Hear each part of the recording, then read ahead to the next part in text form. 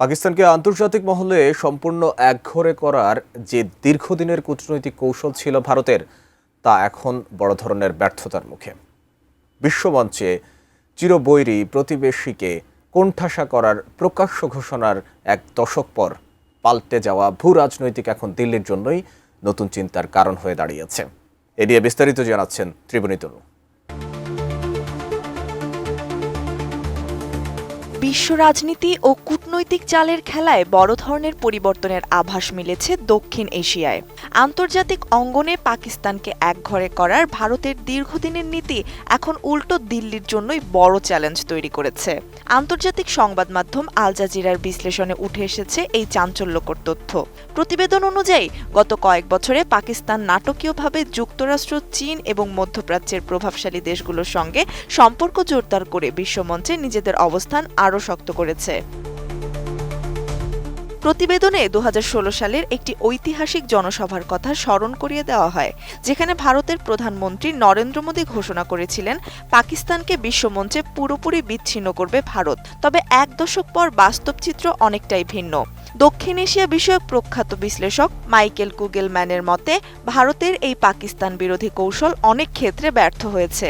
সম্প্রতি মার্কিন president Donald Trump পাকিস্তানের প্রধানমন্ত্রী শেহবাজ শরীফ ও সেনাপ্রধান আসিম মুনিরের সঙ্গে বৈঠক করেছেন, যা ইসলামাবাদের কূটনৈতিক গ্রহণযোগ্যতা বাড়ার বড় প্রমাণ। শুধু ভূরাজনৈতিক সখ্যই নয়, অর্থনৈতিক ক্ষেত্রেও চমক দেখাচ্ছে পাকিস্তান।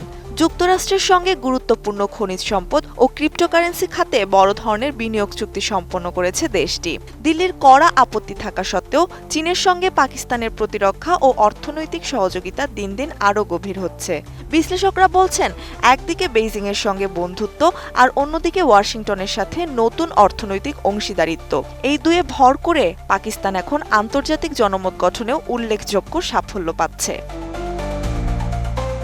ভারতের কঠোর অবস্থানের কারণে দক্ষিণ এশিয়ার আঞ্চলিক সহযোগিতা জোট সার্ক দীর্ঘদিন ধরে কার্যত অচল। ভারত সবসময় জঙ্গিবাদ ও আলোচনা একসঙ্গে চলতে পারে না নীতি অনুসরণ করে পাকিস্তানের সঙ্গে দূরত্ব বজায় রেখেছে। তবে 2025 সালে দুই দেশের মধ্যে সীমান্ত সংঘাতের পর মার্কিন মধ্যস্থতায় যে যুদ্ধবিরতি হয়, তা ভারতের সেই অনড় কূটনৈতিক অবস্থানকে কিছুটা হলেও নমনীয় বা দুর্বল করেছে বলে মনে করছেন বিশেষজ্ঞরা।